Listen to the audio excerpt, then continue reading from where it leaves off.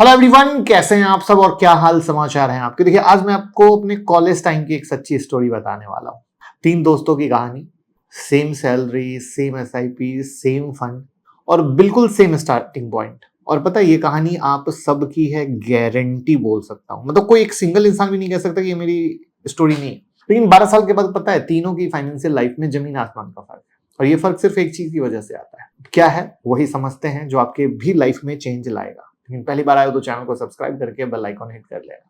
राघव, आकाश और निखिल, ये तीनों हैं। कॉलेज खत्म करते हैं, छोटी सी जॉब से शुरुआत होती है, सैलरी मिलती है 18,000 रुपये महीना। तीनों डिसाइड करते हैं कि हम सैलरी का एक हिस्सा जो है इन्वेस्ट कर लेते हैं। तो तीनों ही एक फ्लेक्सी के फंड में 5,000 रुपये पर मंथ की एसआईपी कर देते हैं। सेम दिन, सेम फंड, सेम अमाउंट। जय वीरू वाली दोस्ती।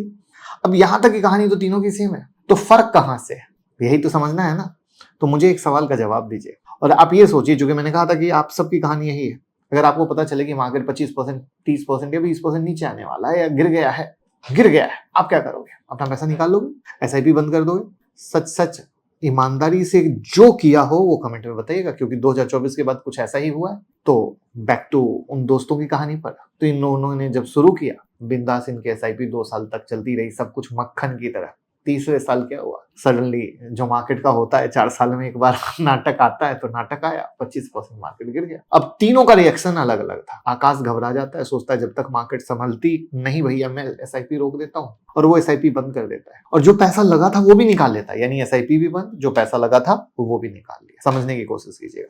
अब निखिल थोड़ा सा हटके सोचता है। वो एसआईपी बंद नहीं करता है, लेकिन डर के मारे अपना लमसम पैसा निकाल लेता है और कहता है लमसम निकाल लेते हैं, मार्केट और गिरेगा ना तब लगा लेंगे। ध्यान से समझते जाना। अब आता है राघव, वो कहता है कौन इतना दिमाग हुआ है, मेरा 10 से 20 साल का इन्वेस्टमेंट का थॉट प्रोसेस है, अपन ने अभी शुरू किया है, क्या फर्क पड़ता है, मार्केट का साइकिल है, ना एसआईपी रोकता है ना पैसा निकालता है, बस चुपचाप अपने 5,000 की एसआईपी एज इट इज करता रहता है। मजेदार चीज क्या है, चूंकि वो कॉलेज के स्टूडेंट है, मैंने ये नहीं कहा कि मार्केट गिरा तो और पैसे लगा दिए, नहीं, मैंने एकदम नॉर्मल रखा है, एकदम सिंपल, जो सच्ची कहानी है वही। अब यहाँ एक बात समझने की कोशिश कीजिए, मार्केट गिरने पर ज्यादातर नुकसान किसको होता है? उस इंसान को जो डर के मारे बाहर निकल जाता है। क्यों? क्योंकि नुकसान तब तक सिर्फ कागज पे दिखता है जब तक आप बेचते नहीं हो, और बेचते ही वो नुकसान रियल हो जाता है। आपका मान लो 10 लाख का पोर्टफोलियो, आपको दिख रहा है कि 8 लाख बन गया, बट वो दिख रहा है, जिस वक्त बेचोगे तभी वो 2 लाख का नुकसान, वरना मार्केट रिकवर कर गया तो वो एज इट इज है ना। तो फिर क्या होता है, वही मार्केट की कहानी। फिर अगले नेक्स्ट 4 साल में मार्केट संभलती है, एवरेज 15% का रिटर्न भी दिखता है। अब समझिएगा तीनों के साथ कहानी क्या होती है। चूंकि आकाश, जिसने एसआईपी बंद कर दी थी, तो उसको रिकवरी का तो कोई फायदा ही नहीं मिलेगा, राइट।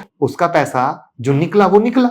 निखिल, जिसने मार्केट चढ़ने के बाद दोबारा पैसा लगाया, चढ़ने के बाद लगाया, तो शुरू के दिन की जो रैली सबसे तेज होती है वो उसने मिस कर दिया, राइट। सबसे तेज, यानी एक बंदा जिसने न लगाया कुछ नहीं हुआ, दूसरा जब, क्योंकि बॉटम तो कोई पकड़ नहीं सकता है, लेट एंट्री कहलाएगी ना, और शुरू के टाइम में सबसे सॉलिड एंट्री आती है, तेजी आती है। और राघव जो चुपचाप एसआईपी चला रहा था, पूरी रिकवरी का मजा लेता है, और 7 साल के अंत तक उसका टोटल इन्वेस्टमेंट अमाउंट लगभग 4.2 लाख होता है, और पोर्टफोलियो पहुंच जाता है 7.4 लाख के आसपास। अब नंबर सुन के आप कहोगे ठीक तो है, कौन सा बना, ठीक, कौन सा दिन मार लिया, हाँ आपने वीडियो बना डाला, ठीक है ये सर। लेकिन असली मैजिक कब शुरू होता है, ध्यान से सुनिएगा। जो कॉर्पस 7 साल में बनता है, 7 साल में अगर एसआईपी कंटिन्यू रही, तो उसी कॉर्पस को लगभग डबल होने में सिर्फ 3 साल लगते हैं। यानी पहले 7 साल में डबल, फिर उसके बाद 3 साल में डबल, फिर उसके बाद 2 साल में डबल, और उसके बाद हर साल डबल। ये है कंपाउंडिंग की पावर, जिसको एसआईपी में कहते हैं 7-3-2-1 रूल। शुरू के साल में एसआईपी का ग्रोथ स्लो कह लो या दिखता ही नहीं है कह लो तो ज्यादा सही होगा। जस्ट लाइक बम्बू ट्री, जमीन में घुसा पड़ा है सालों तक, और एकाएक फटता है। तो एसआईपी में कंपाउंडिंग भी बस वही एकाएक फटती है। शुरू में तो 3-4 साल इंसान को ऐसा पका देता है, ऐसा तपा देता है कि बिरबल की खिचड़ी बन जाती है, और इंसान समझ ही नहीं पाता है कि हमने क्या किया। स्पेशली ये उनके साथ होता है जिनको कुछ नहीं पता है, बस दूसरों को सुन के आते हैं, oh my God, stock market, mutual fund में पैसा लगाएंगे, हम भी करोड़पति बनेंगे। ऐसा तो होता नहीं। और 12 साल के अंत तक राघव के पास होता है लगभग 20 लाख से ज्यादा, सिर्फ 5,000 की एसआईपी से। इसको बोलते हैं कंपाउंडिंग की असली पावर। अब कौन कौन इंसान है जो इस कहानी से रिलेट नहीं करते? मुझे तो नहीं लगता। ईमानदारी से बताइएगा, किसने, ये जो 3 दोस्त हैं, इसमें आप किस दोस्त से बिलोंग करते हो, कमेंट में बताना। क्योंकि सारा खेल पेशेंस का है।